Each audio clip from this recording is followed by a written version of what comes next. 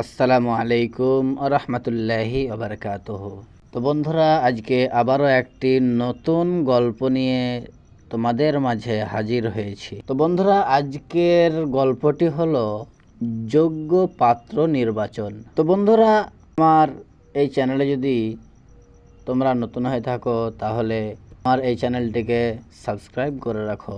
সুলতান ইব্রাহিম বৃদ্ধ হয়ে পড়েছেন, বয়সের ভারে নুজ্জ, ক্রমশই দুর্বল হয়ে পড়েছেন তিনি। সুলতান বুঝতে পারলেন তার দিন ফুরিয়ে এসেছে। তার চিন্তা যে একমাত্র কন্যা জাহানারার এখনো বিয়ে হয়নি। রাজকন্যা সুন্দরী, তার বিয়ের বয়স হয়েছে।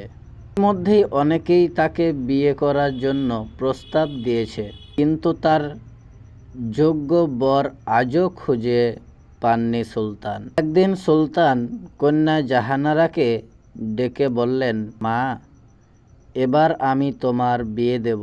রাজকন্যা বললেন, তো তুমি কিভাবে বর নির্বাচন করবে বাবা? সুলতান বললেন, আমার কোনো পুত্র সন্তানই নেই। আমার স্বামী হবে আমার এই রাজ্যের ভাবী সুলতান। সে ভালোভাবে রাজ্য শাসন করতে পারবে এবং প্রজা পালন করতে পারবে। আমি তার সঙ্গেই তোমার বিয়ে দেব। রাজকন্যা বললেন, কিন্তু তুমি কিভাবে যোগ্য বরকে নির্বাচন করবে? সুলতান বললেন, এই ব্যবস্থা আমি করব।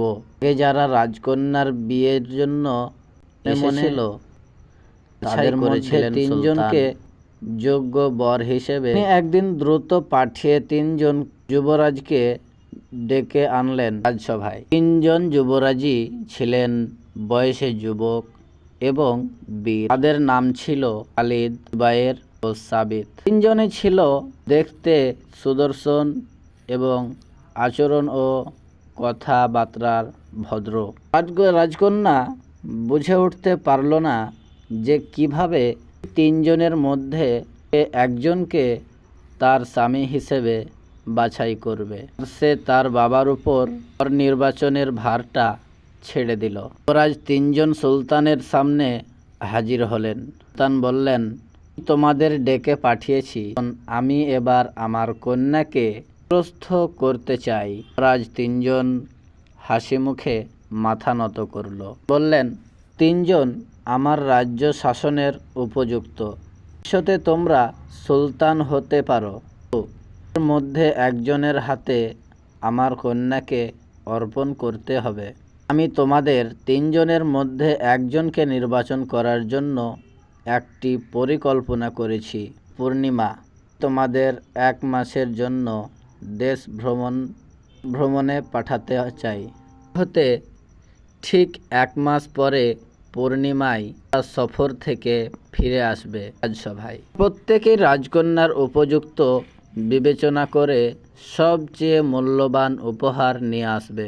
উপহারের গুণাগুণ বিচার করেই তোমাদের যোগ্যতা নির্ণয় করা হবে। যুবরাজ তিনজন আশান্বিত হয়ে সেদিনই দেশ ভ্রমণে বেরিয়ে পড়ল। চোখের পলকে 1টি মাস অতিবাহিত হয়ে গেল। পরের মাসে আবার পূর্ণিমা এলো। পূর্ণিমার দিন সন্ধ্যায় আকাশে চাঁদ উঠতেই সুলতানের প্রাসাদ দ্বারে যুবরাজদের আগমন বার্তা ঘোষণা করা হলো।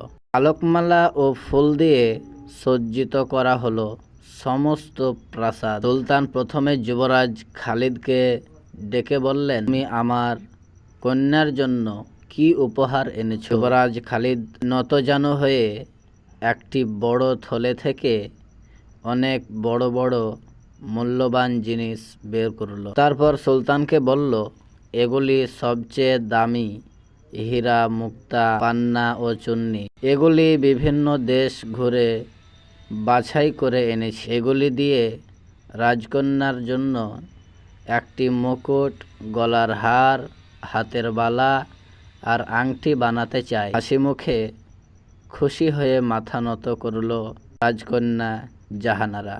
কিন্তু সুলতান কোনো কথা বললেন না। এবার সুলতান যুবরাজ জুবায়েরকে ডেকে বললেন, তুমি কি উপহার এনেছো? জুবায়ের বলল, আমি একটি বন্দুক এনেছি। এটি এক শক্তিশালী অস্ত্র। এই অস্ত্র দিয়ে অনায়াসে এবং অব্যর্থভাবে লোক মারা যায়। এই অস্ত্র কাছে থাকলে বাইরের কোনো শত্রু ভয়ে পা দেবে না আপনার রাজ্যের ত্রিসীমানায়। আপনি এর দ্বারা অনেক দেশ জয় করতেও পারেন। আপনি হয়ে উঠতে পারেন পৃথিবীর সবচেয়ে শক্তিশালী ও বিজয়ী রাজা। যুবরাজ জুবাইরের কথা শুনে রাজকন্যা কেঁপে উঠলেন ভয়ে। সুলতান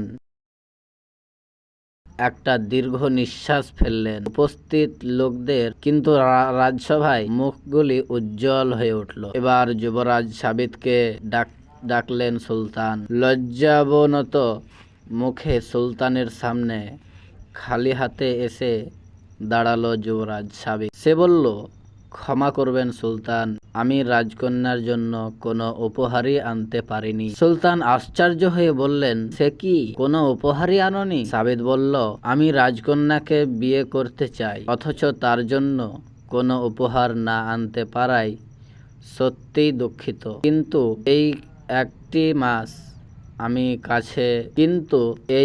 মাস আমি কাজে এমনই ব্যস্ত হয়ে পড়েছিলাম যে কোনো উপহার জোগাড় করার ফুরসত পাইনি। এ কথার অর্থ বুঝতে না পেরে সুলতান বললেন, কি কাজে তুমি এত ব্যস্ত হয়ে পড়েছিলে? সাবিত বলল, আমি আপনার রাজসভা থেকে বেরিয়ে দেশ ভ্রমণে যাবার সময় পথে এক মুমূর্ষু পথিককে দেখতে পাই। তার গা থেকে রক্ত ঝরছিল, সর্বাঙ্গ ছিল ক্ষত বিক্ষত। আমি তা দেখে চলে যেতে পারলাম না। তার সেবা শুশ্রূষা করলাম। তিনি সুস্থ হয়ে উঠলেন। একদিন পর আবার পথ চলতে শুরু করলাম, কিন্তু কিছু দূর যেতেই দেখলাম একদল নারী ও শিশু হওয়ার অবস্থায় গ্রাম ছেড়ে পালাচ্ছে। কারণ জিজ্ঞেস করে জানলাম একদল জলদস্যু নদী পথে এসে তাদের গ্রাম লুণ্ঠন করে গ্রামের বেশিরভাগ পুরুষকে হত্যা করেছে, তাদের ধন সম্পদ সব ছিনিয়ে নিয়ে গেছে এবং আবার আসবে বলে ভয় দেখিয়ে।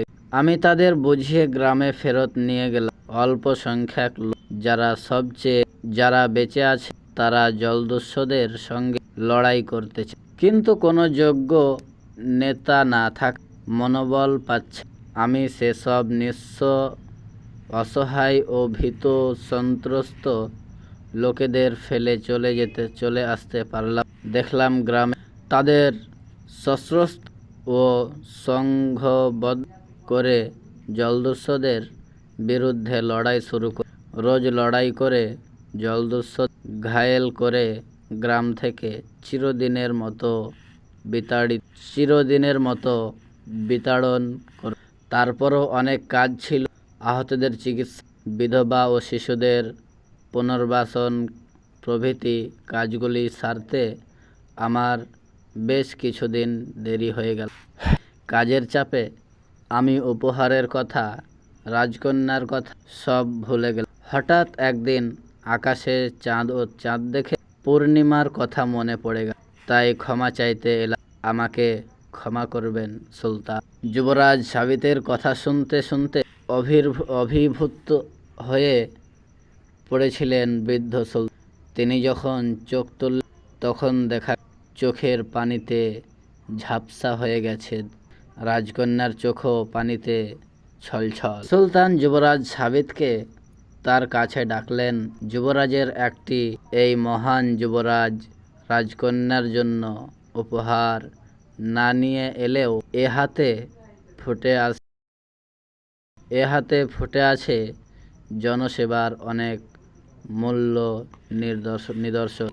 হাত ধরে হাসি মুখে বললেন, আমি তারই হাতে তুলে দেব আমার কন্যাকে। এই মহান হৃদয় পরোপকারী যুবরাজই হবে আমার রাজ্যের উপযুক্ত শাসক। তো বন্ধুরা, আমরা এই গল্প থেকে শিক্ষা পেলাম অর্থ, বিত্ত, ক্ষমতা, প্রবাদ। তো বন্ধুরা, আজকে আমরা এই গল্পের মাধ্যমে অর্থ, বিত্ত যে শিক্ষাটি পেলাম, ক্ষমতা, প্রভাব, সেটি হলো দেখে নয়, চরিত্রবান পাত্র দেখে কন্যাকে বিয়ে দিতে হবে। তো বন্ধুরা, ভিডিওটি আমাদের এই পর্যন্তই।